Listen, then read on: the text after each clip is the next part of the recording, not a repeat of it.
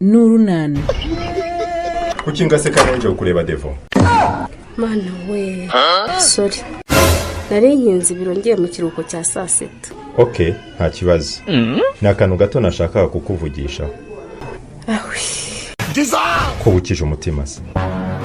Iyo umuyobozi akubwiye ko agushaka uhita wumva koba. Keretse uri umunyamakosa. Wowe se ko nta makosa nkuziho?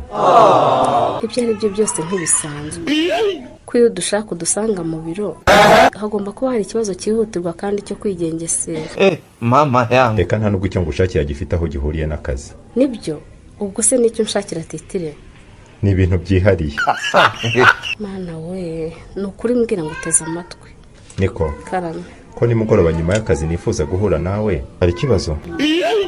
Nyuma y'akazi? Yego. None se Titire? Cyangwa hari amakosa nakoze ukaba ushaka kubimbwira icyo gihe? Kandi nkubwira ko ibyo ngushakira nta sano bifitanye n'akazi.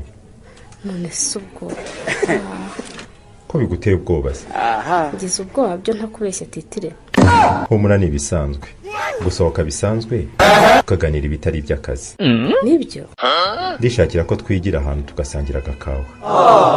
None se Titire, nze kuzana n'umugabo wanjye Shyaka.